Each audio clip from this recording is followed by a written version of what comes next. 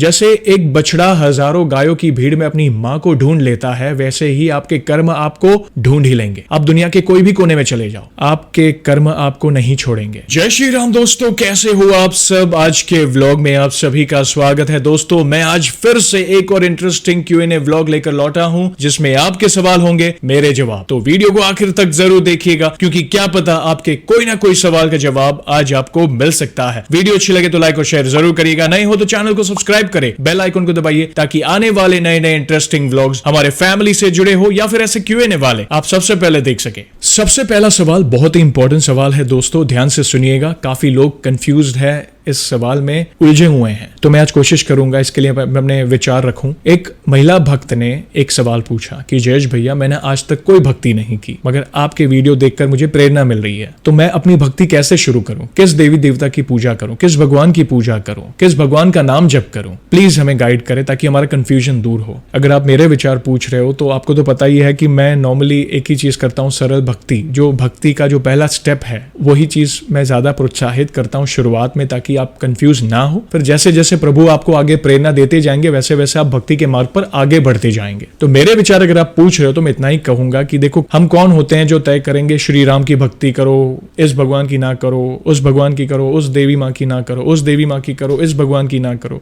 हम हमारी कोई औकात नहीं है। मगर मैं इतना ही कहूंगा कि इस सवाल का सोल्यूशन आप प्रभु से ही पूछे। आपके घर में मंदिर है, प्रभु के सामने हाथ जोड़े, या नियर बाय कोई भी देवालय में चले जाइए, मंदिर में चले जाइए और प्रभु के सामने हाथ जोड़े विनती करें। प्रभु से कहें कि प्रभु, मैं बहुत कंफ्यूजन में हूं, पता नहीं, भक्ति तो करनी है मगर किस भगवान की करें, कौन से भगवान का नाम जप करें, कंफ्यूजन है, प्लीज आप ही दूर करें। आप हमें प्रेरणा दें कि आप हमारे मुख से राम नाम जपवाना चाहते हैं, हरि नाम, श्री कृष्ण का नाम जपवाना चाहते हैं, महादेव जी का नाम जपवाना चाहते हैं, राधे राधे जपवाना चाहते हैं, या देवी माँ का नाम जपवाना चाहते हैं। आप ही हमें प्रेरणा दें, प्रभु से ही विनती करें। देखना, प्रभु आपको कोई ना कोई ऐसी व्यवस्था करेंगे, ऐसी कड़ियां जुड़ती जाएगी कि आप किसी एक देवी या एक देवता के ना उनके प्रति आपका कनेक्शन बढ़ता जाएगा। होता है, आपने देखा होगा कई लोगों को शुरुआत में उनके घर के माहौल के हिसाब से वे भक्ति शुरू करते हैं, फिर सडनली जीवन में ऐसा मोड़ आता है कि वे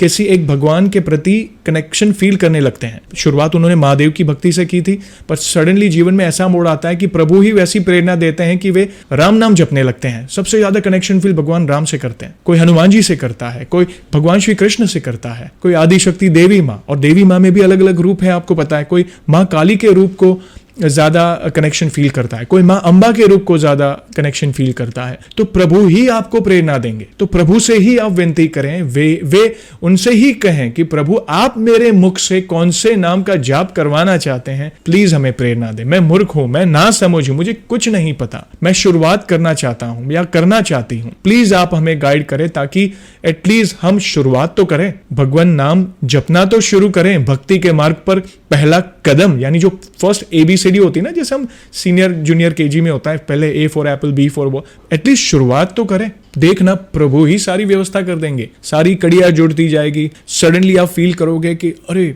पता नहीं, राम नाम ज्यादा गूंज रहा है दिमाग में, भगवान राम की भक्ति करता हूं, या महादेव जी का ओम नमः शिवाय ज्यादा गूंज रहा है, उनकी भक्ति करूं, देवी माँ आदि शक्ति देवी माँ का नाम बहुत गूंज रहा है। लोग ऐसे मिलते जाएंगे आपके आसपास, ऐसे भक्त मिलते जाएंगे जो ज्यादा उस देवी देवता के बारे में आपसे बात करेंगे। तो ये संकेत है प्रभु के। तो आपको जो कहना है प्रभु से कहें, प्रभु ही आपके सवालों के जवाब आपको देंगे, किसी ना किसी के माध्यम से वे ही प्रेरणा देंगे। और फिर एक बार शुरू करेंगे ना भक्ति के मार्ग पर, फिर आप पीछे मुड़ के मत देखना, प्रभु ही आपको आगे बढ़ा देंगे। आप एक कदम आगे बढ़ाओ, वे आपके हाथ पकड़ के और 4 कदम आगे बढ़ाएंगे। फिर धीरे धीरे आप अपने भक्ति के मार्ग पर आगे बढ़ोगे। फिर आपको लगेगा हाँ, मैंने शुरुआत तो कर दी, एक भगवान से कनेक्शन फील हो रहा है, मैं एक चित्त हो रहा हूँ इस नाम के जाप से। तो उसी में वे आपको और प्रेरणा देंगे, और कथाएं सुनो, धर्म ग्रंथ पढ़ो, गुरुजनों की कथाएं सुनो। धीरे धीरे आप 1 by 1 स्टेप बाय स्टेप आगे बढ़ते जाओगे। ज्यादा कंफ्यूजन क्रिएट ना करें, प्रभु ही आपको मार्ग दिखाएंगे। दूसरा सवाल, और ये भी बहुत कंफ्यूजन है भक्तों में। कई बार भक्त समझ नहीं पाते कि उनके जीवन में दुख क्यों पड़ रहा है। पता है एक भक्त ने क्या पूछा? उन्होंने मुझसे पूछा, महिला भक्त है, उन्होंने मुझसे पूछा कि जयेश भैया,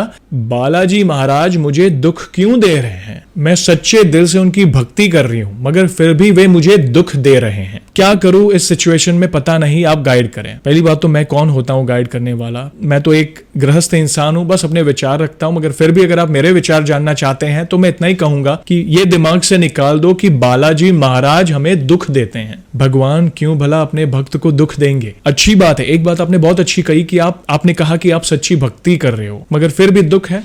देखो एक बात बताता हूं, मैंने पिछले कई सेशंस में यही बात दोहराई है कि अभी जो परिस्थिति आप भुगत रहे हो, दुख हो या सुख, वो कहीं ना कहीं हमारे कर्मों से ही जुड़ा है। इस चीज का फेलियर, अपने जीवन का फेलियर का दोष प्रभु को ना दें। चिंता ना करें, प्रभु आपकी सहायता जरूर करेंगे, मगर दोष ना दें। ये कहीं ना कहीं हमारी ही करनी का फल हमें मिल रहा है, हमारे प्रारब्ध से जुड़ा कोई परिणाम है, कोई पिछले कर्म है जो जिन्हें भुगतना बाकी है। ये पिछली बोई हुई फसल आप अभी काट रहे हो, तो फिलहाल अगर समय कठिन है, चिंता ना करें, धीरज रखें, प्रभु पर विश्वास रखें, अच्छे कर्मों की बीज बोएं ताकि अच्छी फसल आगे जाके काटें। आप चिंता ना करें, बिल्कुल धीरज रखें। भला प्रभु अपने भक्त को क्यों दुख देंगे? हमारे कर्म ही हमें दुख देते हैं या सुख देते हैं। प्रभु हमारे साथ क्या करते हैं वो बताता हूं। देखो, अगर आपके जीवन में कठिन समय है, अच्छे कर्म करो, धीरज रखो, नाम जप करो, जितना हो सके उतना नाम जप करो। प्रभु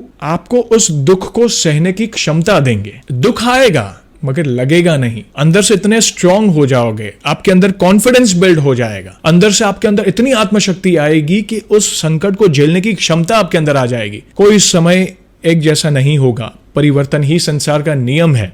तो इस दिमाग से निकाल देना कि दुख है तो मेरी पूरी जिंदगी दुख में ही बीतेगी। प्रयास करो, कर्म करना बंद मत करो, प्रभु पर विश्वास रखो। तो अभी से ही अच्छे कर्मों के बीज बोना शुरू करो। अभी का तो समय आपके हाथ में है ना, अच्छे कर्म बोना, ये आपके हाथ में है। बाकी सब कुछ प्रभु पर छोड़ दो कि प्रभु आप तो सर्वसमर्थ है, मैं नादान हूं, मैं अज्ञानी हूं, आपको तो सब पता है। एटलीस्ट आपने इतना तो कहा कि मैं सच्चे दिल से भक्ति कर रही हूं, तो इस जन्म में भक्ति तो मिली ना आपको, तो बहुत बड़ी चीज मिली है समझो। यही तो सबसे बड़ी चीज है जो इंसान नहीं समझता। इंसान पैसों और तरक्की के पीछे भागता रहता है और मन की शांति जब नहीं मिलती तब इस मार्ग पर आता है। आप चिंता ना करें, जितना हो सके नाम जप करें, प्रभु के नाम का स्मरण करें, प्रभु से प्रार्थना करें, अपने जीवन के डोर उनके हाथ में दे दो। प्रभु से कहें, प्रभु अब सब आपको संभालना है, मुझे मेरा हाथ पकड़कर इससे बाहर निकाले। देखना प्रभु आपकी सहायता जरूर करेंगे।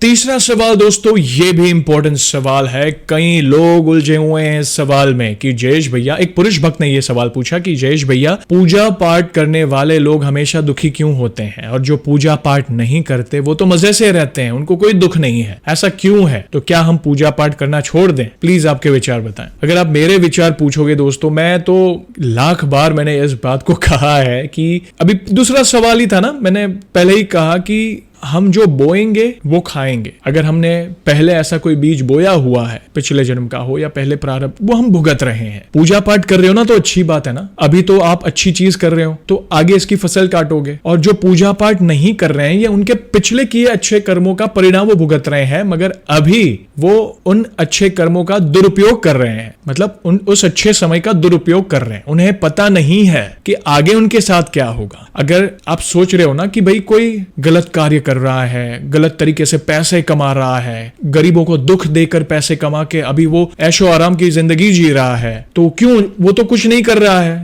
बस नाम के लिए भक्ति करता, नहीं भी करता, मगर उसके साथ तो सब अच्छा हो रहा है। गलत काम करता है, गलत कर्म कर रहा है, तो भी उनके साथ क्यों सही हो रहा है? कहीं ना कहीं उन्होंने पिछले कोई अच्छे कर्म किए होंगे जो वो समय अच्छा उन्हें भुगतने मिल रहा है, मगर फिलहाल उस सही समय का, वो अच्छे समय का वो दुरुपयोग कर रहे हैं। देखना एक बार भगवान माफ कर देंगे, मगर कर्म उन्हें कभी माफ नहीं करेगा। प्रभु तो हमारे बहुत दयालु हैं, मगर उनके कर्म उनको नहीं छोड़ेंगे। जैसे एक बछड़ा हजारों गायों की भीड़ में अपनी मां को ढूंढ लेता है, वैसे ही आपके कर्म आपको ढूंढ ही लेंगे। आप दुनिया के कोई भी कोने में चले जाओ, आपके कर्म आपको नहीं छोड़ेंगे। होता है ना कि भाई अच्छा कर्म है तो मैं इंजॉय कर लेता हूँ लाइफ, बस मेरे को कोई फर्क नहीं पड़ता, कोई जिए मरे, घर में माँ बाप का क्या हाल है मुझे नहीं पता, बस मुझे ऐशो आराम की जिंदगी जीना है, व्यसन करना है, नॉनवेज खाना है, गलत तरीके से पैसे कमाने हैं, मतलब बस ऐसा एंजॉय करना है। ये पता है मैंने वृंदावन के प्रेमानंद जी महाराज का एक सत्संग सुना था, उन्होंने कहा था, किसी ने ऐसा ही सवाल उनसे पूछा था, उन्होंने एक ही कहा था कि वे हेलोजन की तरह होते हैं ऐसे लोग जो बहुत चमकेंगे और सडनली उनका फ्यूज कभी ऑफ हो जाएगा पता भी नहीं चलेगा। और सच्चे मार्ग पर चलने वाले लोग एक दिए की भांति जलेंगे, मगर लॉन्ग टाइम तक जलेंगे। आप चिंता ना करें, बस नियमित अच्छे कर्म करते रहें, धीरे धीरे सब सही होते जाएगा, आपको पता भी नहीं चलेगा। और दोस्तों आप सभी को तो पता ही है कि व्लॉग को हम ऐसे ही एंड नहीं करेंगे। आज कुछ ऐसी पंक्तियां लाया हूं आपके लिए, आप याद रखोगे मुझे, क्योंकि बहुत इंपॉर्टेंट पंक्तियां हैं दोस्तों। कमेंट में जरूर बताइएगा कि ये पंक्तियां कैसी लगी। बहुत बड़े बड़े लाइफ लेसन छुपे हैं इन कुछ पंक्तियों में, ध्यान से सुनिएगा। तो बोलिए सियावर रामचंद्र की जय, पवन सुत हनुमान की जय। ये मत सोचिए कि ईश्वर हमारी सभी इच्छाओं को तुरंत क्यों पूरी नहीं करते हैं, बस आभारी रहे कि वह हमारी सभी गलतियों के लिए हमें तुरंत दंडित नहीं करते हैं। मेरे हाथ या पैर द्वारा, कर्म द्वारा, वाक्य द्वारा या मन द्वारा हुए समस्त अपराधों को क्षमा करें। मनुष्य धन की कमाई के पीछे अपनी सुध बुध खोए हुए हैं और कमा कर भी संतुष्ट नहीं, क्योंकि उसे खोने का डर रहता है और यह साथ जाने वाला भी नहीं है। इसलिए जीवन में अगर कुछ कमाना ही चाहते हो तो धन के साथ साथ पुण्य कर्म और दुआओं की पूंजी भी कमाएं, जिसे ना तो संभालने का और ना ही खोने का डर होता है। और सबसे बड़ी बात यह कि यही कमाई ही हमारे साथ जाने वाली है। कितना डीप मीनिंग है दोस्तों इन पंक्तियों में। जय श्री राम। कई बार होता है हमें सब पता होता है कि क्या सही है क्या गलत है, मगर फिर भी पता नहीं हमारी बुद्धि भ्रष्ट हो जाती है, सही और बुरे में हमें फर्क समझ में नहीं आता और अनवांटेड सवालों में हम उलझ जाते हैं। तो इन पंक्तियों में आपके कई सवालों के जवाब है दोस्तों। कमेंट में जरूर बताइएगा कि ये पंक्तियां आपको कैसी लगी। वीडियो अच्छी लगी हो तो लाइक और शेयर जरूर करिएगा। नए हो तो चैनल को सब्सक्राइब करें, बेल आइकॉन को दबाइए ताकि आने वाले नए नए इंटरेस्टिंग व्लॉग्स हमारे फैमिली से जुड़े हो या फिर ऐसे Q&A वाले आप सबसे पहले देख सके। और जल्दी लौटूंगा मैं एक और इंटरेस्टिंग व्लॉग के साथ। तब तक जय श्री राम, जय हनुमान।